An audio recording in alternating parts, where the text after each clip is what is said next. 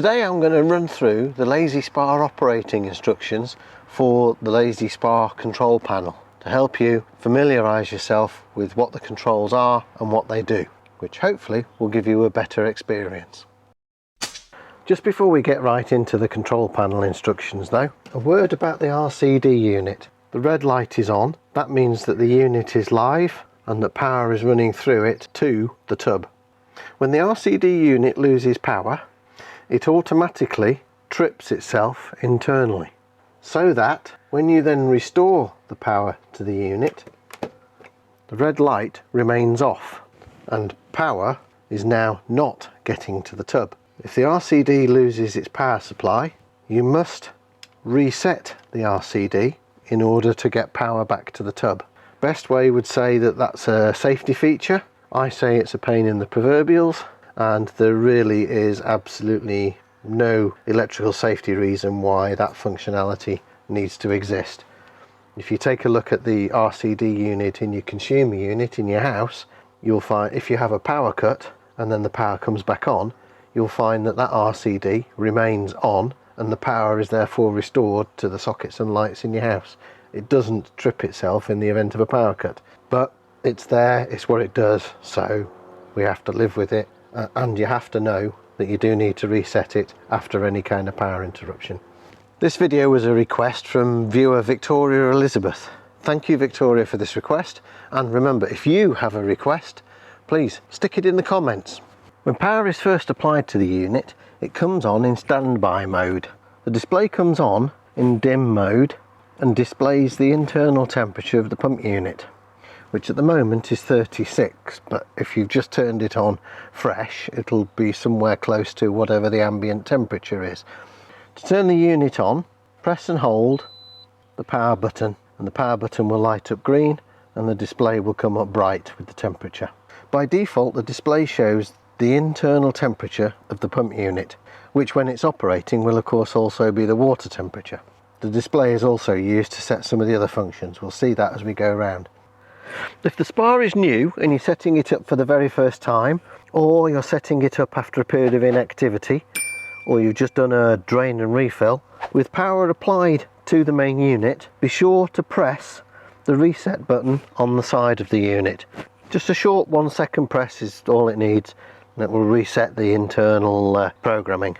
The buttons on the Best Way and LazySpa branded tubs are all normally the same and have the same symbols, but sometimes they're laid out differently. Some of the pump units have a round display, but in this instance the button below the power button toggles the temperature display between Fahrenheit and centigrade. By default it comes on at centigrade, but you can choose to have Fahrenheit if you wish. This button here is the lock-unlock button for the display. If the display remains inactive, in other words it hasn't received any instructions or button presses for 5 minutes, then the display locks automatically. When the display is locked, the lock symbol here lights up red.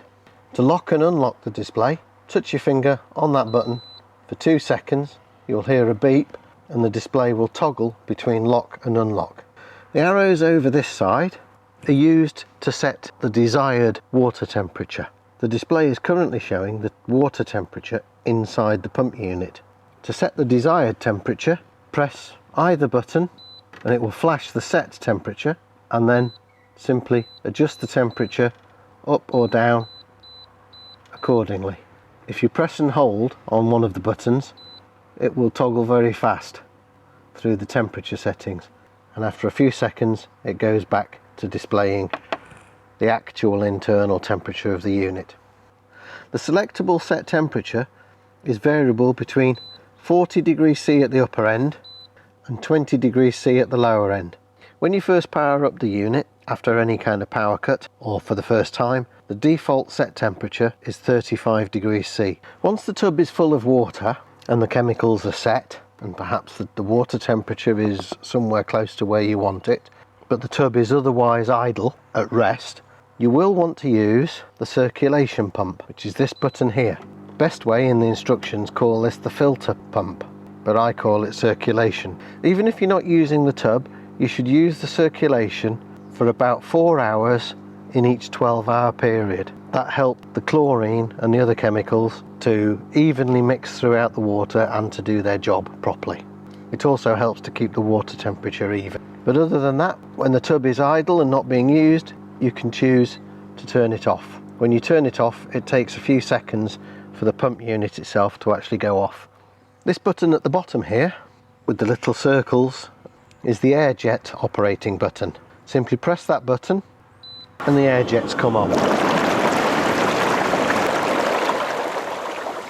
Or off. The air jets also have an automatic timer. After being switched on, they will run for half an hour and turn themselves off. You can turn them straight back on again if you wish, and they'll run for another half hour. This button here with the little waves in it, that button turns the heater on and off. So again, make sure your display is unlocked. A simple press of the button turns the heater on. If the set temperature, which we discussed before, and I set mine at 40, is above the current temperature, then the heater will come on and start heating. Whenever you turn the heater on, the circulation pump also comes on automatically. Otherwise, of course, the heat would never get out of the pump unit into the pool. For that reason, if whilst the heater is operating you turn off the circulation pump, the heater also goes off too. If I change the set temperature to be below the actual temperature and now turn on the heater button glows green, which is telling you that the water temperature has reached the set temperature, but the pump is still going. That way, if the tub cools down, which of course it will when it's being used, and especially when the air jets are on, then when the actual temperature drops below the set temperature, the heater will come on automatically. This button here is the timer control button. I've done a separate video on the timer control. I'll link to that in the description down below, rather than discussing it here. I think it will make this video a little bit too long. I mentioned about the temperature dropping whilst you're using the air jets. This may not be obvious at first thought, but when you run the air jets, it does cool the water. The reason for that is because the air that is being pumped through the water is taken in at the bottom of the pump unit here, so you're pumping ambient air through the water. If it's a 40°C day and your water temperature is 38, then the cooling effect of the air on the water is going to be very small. But of course, if it's a mild winter's day, and if you're pumping 0°C air through 38°C water, then of course the cooling effect of the air through the water is going to be quite considerable. We found that when the air temperature is in the low to mid 20s, operating the air jets for about half an hour drops the water temperature by about 2°C. That's with the heater on. If you got value from this video, please consider buying me a coffee, and I shall see you next time.